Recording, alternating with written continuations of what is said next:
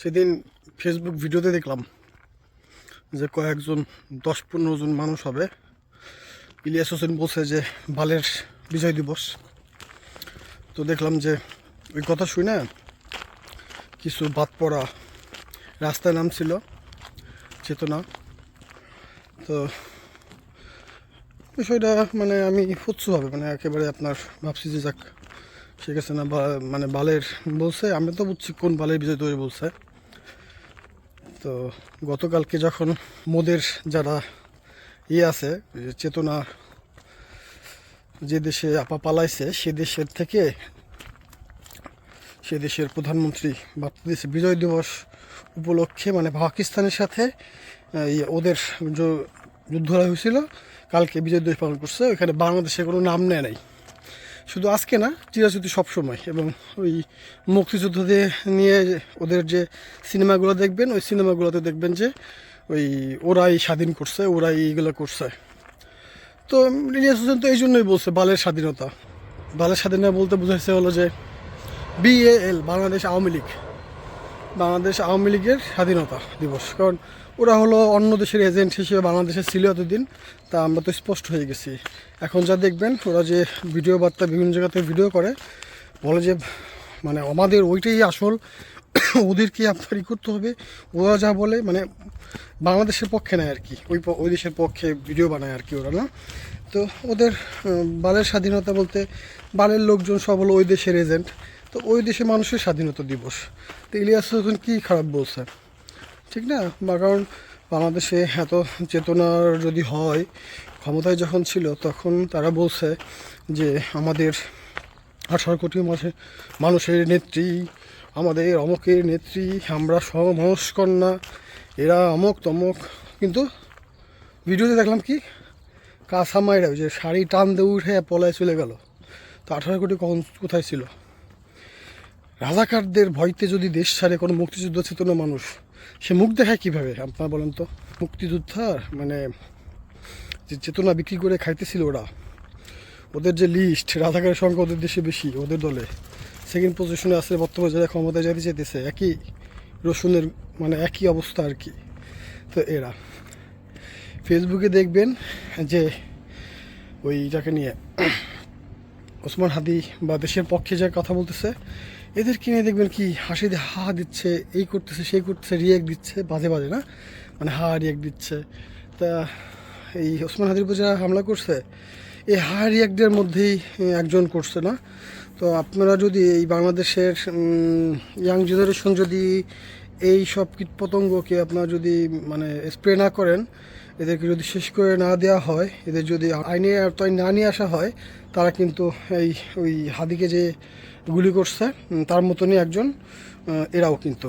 তো বাংলাদেশে যারা চেতনার বীজ বিক্রি করতো, তো তাদের একটা বলি, মোফাজ্জেল ওই হুমায়ুন আহমেদ শাওনের বাপের দেয়াল যে আছে, এটা সবাই জানে, আমিও বলতেছি পুরাতন কথা, শোনা কথা, এবং বইতে লেখা আছে, সবাই হাজারবার বলতেছে, আমার বলার কোনো দরকার নেই। তারপরে বলতেছি যে দেয়াল লেখা আছে যে মোফাজ্জেল যে মুক্তিযোদ্ধা মন্ত্রী ছিল আওয়ামী লীগের, ও তো ধর্ষণ করে মুক্তিযুদ্ধের পরে এক মেয়ের জন্য এখন সেনাবাহিনী কর্মকর্তার এই করছে, মানে কি বলে ধর্ষণ করছে আর কি, না? তো এরা হলো মুক্তিযোদ্ধার মন্ত্রী। বাংলাদেশে আপনারা ওই দালালিগিরি করবেন অন্য দেশে, হাসিনা যে দেশে পলাইছে ওই দেশে দালালি করলে আপনি মুক্তিযোদ্ধা, সার্টিফিকেট থাকুক না থাকুক। দেখেন ওই যে ইলিয়াস হোসেনের ভিডিও দেখছেন না, একটা কেউ ধর্ষণ মানে কেউ মুক্তিযুদ্ধের সময় ধর্ষিত হয়েছিল কাউকে খুঁজে পাওয়া যায় নাই। সব হলো আপনার এগুলো বানানো, ওই দেখাইছে যে আমাদের এখানে ধর্ষিত হয়েছিল, আসলে কেউ নাই। হয়তো বা ওই সময় কেউ কেউ হয়েছিল অল্প কিছু, যে 2 লক্ষ মা বোন বলে না, 200 কিনা হইতে পারে, সন্দেহ আছে আর কি, যেহেতু প্রমাণ পাওয়া যায় নাই। আপনার কোনো লিস্ট নাই নামে, যে লিস্ট আছে সেই লিস্টে খোঁজ করতে যায় পাইছিলেন ভুয়া, একটা হলো ভাইয়ের নামে একটা বলে, এখন পরে বলে একটা বলে মেয়ের নামেই বলে, বা গর্ভ অবস্থা উনি নাকি শহীদ হয়েছে, এইসব কথা বলে আর কি। তো এইসব কথা তো বর্তমান জেনারেশন বিশ্বাস করবেন আপনি যদি না দেখেন। আর মুক্তিযুদ্ধের সময় কী হয়েছে, মুক্তিযুদ্ধের সময় বোঝা যাবে বিষয়টা, না মানে কি হয়েছে মুক্তিযুদ্ধের সময়। মুক্তিযুদ্ধের সময় কী হয়েছে, এমনই সূত্র আমাদের ওই বালের কথা মতনই বলি, যে বাল যে বলে যে বালের প্রধান ছিল বল্টু, সে বলে কি যে 30 লক্ষ মানুষ মারা গেছে, ধরলাম 30 লক্ষ মানুষ মারা গেছে। তো যেই মানুষ, তাহলে আপনার মেয়ে ওই যে সেনাবাহিনীর আন্ডারে থাকা CMS চিকিৎসা কেন নিল? ঠিক না? চিকিৎসা কেমন এলো? তারপরে আপনি কিভাবে পাকিস্তান যে বাইসে আছেন, পাকিস্তানের মতন এত বাজে একটা দেশ, যে দেশের মানুষ 30 লক্ষ মানুষকে মুক্তিযোদ্ধা হত্যা করছে, তারা আপনার মতন বল্টুরে মারলে তো কোনো সমস্যা ছিল না। তো কেন মারে নাই আপনাদেরকে? মারে নাই কেন আপনাকে? আপনাকে সাদা পাঞ্জাবি পরে পাঠিয়ে দিছে, আমি কিন্তু 30 লক্ষ বলবো। তো এইসব হলো সাহাবাস মুখ। আপনাদের ভাষণ শুনলে ভাববেন যে কী না ছিল। আসলে মানুষ বলে না, এখন বেরোতেছে আস্তে আস্তে, মানে মিথ্যাবাদী ছিল, না হলে 3 লাখ 4 লাখ যাই হোক না কেন, ওটা হিসাব থাকবে। যে কোনো দেশে যত যুদ্ধ হয়েছে দেখবেন, সব যুদ্ধে হিসাব আছে যে এতজন মানুষ মারা গেছে, এই নাম, এই বংশ পরিচয়, কিন্তু খুঁজে পাওয়া যায় না। আমাদের এরকম মানে বর্তমান ইতিহাসে নাই, আসলে বড় 30 লক্ষ, শহীদের সংখ্যা বলে 30 লক্ষ। তো এই চেতনার মানুষ এই বল্টু, তাহলে আপনার যে এতই যদি আমাদের শত্রু হবে পাকিস্তান, তাহলে ভুট্টোরে আনছিল কেন লাল সংবর্ধনা দিয়ে? তখন কেন বলছিল যে আমি আপনার যা হয়েছে ভুলে যান, আর না জড়াই ধরছিল ভুট্টোকে? সে ভিডিও ছবি এখনও আছে ইউটিউব, ফেসবুকে, গুগল সার্চ দিলে পাবেন। শেখ হাসিনার ছেলে জয় ওই মালখোর, আপনার তো ও তো আপনার ই করে, মানে হাসপাতালে জন্ম নিয়েছে, নমরুদ পয়দা হওয়া যে বলছিল। তো নমরুদ পয়দা হওয়া বলা পর্যন্তই থাকলো, এরপরে কি আর কিছু বাঁচে রাখলো কেন? মানে বল্টুর মেয়েকে চিকিৎসা নিল, বাচ্চা হইলো, ওই সে ভাতা খাইলো, সেনাবাহিনী পাকিস্তানে এত খারাপ, 30 লক্ষ মানুষ মারছে, তাহলে কেন, কিভাবে এটা করলো? এটা সাধারণ জনগণ জানতে চায়, এবং বুঝে গেছে সাধারণ জনগণ। আসলে মুক্তিযুদ্ধের চেতনা যারা বিক্রি করে, তারা হলো মুক্তিযুদ্ধের ভুয়া চেতনাবাজ, এটাকে ক্যাশ করতে চায়। মুক্তিযুদ্ধের সময় আমাদের বাংলাদেশের মানুষ মারা গেছে, যারা সত্যিকারের মুক্তিযোদ্ধা, তারা কিন্তু কখনো ওই সার্টিফিকেট নেওয়ার জন্য আসে না, ওই যে ব্যাজ ঝুলায় ঘুরে না। তারা যে স্বাধীন করছে এই পর্যন্ত সার্টিফিকেট নিতে চায় না। নাতির দেখবেন এখন ম্যাক্সিমাম আওয়ামী লীগ দেখবেন কি, যে মুক্তিযোদ্ধা সার্টিফিকেট পাইলে ওই যে চাকরি বাকরি পাওয়া যায়, ওই যে আবার নাত করে দিতে চাইছিল চাকরি, এই জন্য ওরা বেশি আওয়ামী লীগ বা চেতনা দেখাইতে চায়। আসলে চেতনা কেউ দেখায় না।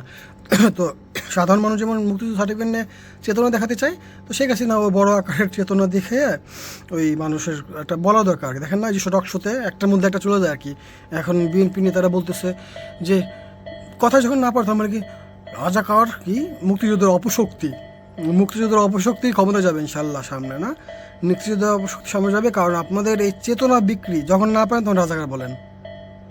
আমি ফেসবুকে পড়ে দিতাম, আমার এক বলদা, এক কাবলা, এক সাবলা আমাকে বলছিল আর কি বলে, রাজাকার বলছিল। তো তখন থেকে আমি রাজাকার নারী মাস্তা, আমি তখন থেকে রাজাকার।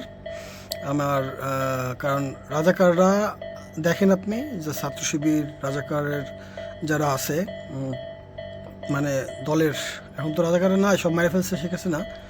তো ওরা ওদের মানুষ, আর আপনি ওই কুত্তা লীগ বা চান্দা লীগ, চান্দা বাহিনী, এদের মানুষ। ডিসিপ্লিন একটা দল, কালকে যে মিছিল করলো কত সুন্দর না? তো এই আর কি, আপনারা মাথায় রাখবেন, বাংলাদেশের সত্য ইতিহাস জানার চেষ্টা করেন। ওই শেখ হাসিনার লেখকরা যে লিখে গেছে ওগুলো না, মধ্যপন্থী যারা ছিল, যারা ভালো খারাপ দুটোই বলছে, তাদের কথা শুনবেন, দেখবেন যে চোর বাটপারগুলা কিরা বল্টু আর কিরা সোল্টু, এটা বেরিয়ে আসবে। আর বল্টু তো চায় না আপনার ওই 2 ভাগ স্বাধীন হয়। এখন চট্টগ্রাম যদি আপনার ভাগ হতে চায়, তো ডক্টর মোহাম্মদ ইউনূস কি চাবে দেশ ভাগ হোক? সে কি চট্টগ্রাম ছাড়িয়ে দিয়ে এই চট্টগ্রাম বাদে প্রধানমন্ত্রী হবে, বা সামনে কেউ যদি হবে না? তো পাকিস্তানও 2 ভাগ হতে চায় না আমাদের বল্টু। তো বল্টু তো চলে গেছিলো পাকিস্তানে, সে তো পাকিস্তান ভাগ হতে চায় না। সে বলে কি আরও অনেক ওয়ে আছে ইসের জন্য, মানে নির্বাচনের জন্য বা ক্ষমতায় থাকার জন্য, 2 দেশেরই হওয়ার জন্য। আপনি কি স্বাধীন? বলে না, আমি স্বাধীন না। ভিডিও যে আমি শেয়ার করছি আমার ফেসবুক প্রোফাইলে, তো ওনার কথা এটা আছে। তো জাস্ট কথাগুলো আপনারা বুঝছেন আশা করি। বাংলাদেশের চেতনা দেখানোর জন্য আজকে ফকিনি দেশ হয়ে রয়েছে। আপনার দয়া করে ফকিনিদের পক্ষ চেতনাকে লাথি মারেন, চেতনা বাইরে যে আমাদের দেশটাকে নিজে কাজ করেন, চকে পাতারে খাতারে। এই জাপানে যে 90 বছরে কাজ করতেছে, যে চকে বৈশা, তো ওরা তো কোটি কোটি টাকা মার্সিডিজ বেঞ্চ আছে, কারো কোনো সমস্যা নেই। তো সর্বোপরি কথা হলো কি, কাজ করে খান, ওই নেতার পিছনে চান্দা আব্বাস, মাদবাস, খাব্বাস, সাব্বাস, আব্বাস, এদের পিছনে না দৌড়ে কাম করেন, রঙের কাজ করেন, জমি খাত করেন, নিজের ইনকাম করেন, সরকারকে ট্যাক্স দেন। এই জাপান, আমেরিকা, ইউরোপ, আমেরিকার মতন হয়ে যাবে। তখন ওই জাপানি স্টেশনে তারা এমপি পদপ্রার্থী আপনার এই কথা বলে, মানে আর কোনো কেউ নাই আর কি, না মানে কোনো পাশে কোনো নেতাকর্মী নাই আর কি। তো আপনারা ভালো থাকবেন, আল্লাহ হাফেজ। সময় শেষ হয়ে গেছে, আল্লাহ হাফেজ। আপনারা ওই কুত্তা লীগ আর চান্দা দলের চেতনার কথা যখন শুনবেন, তখনই ঝাড়ু মারবেন। আল্লাহ হাফেজ, আসসালামু আলাইকুম।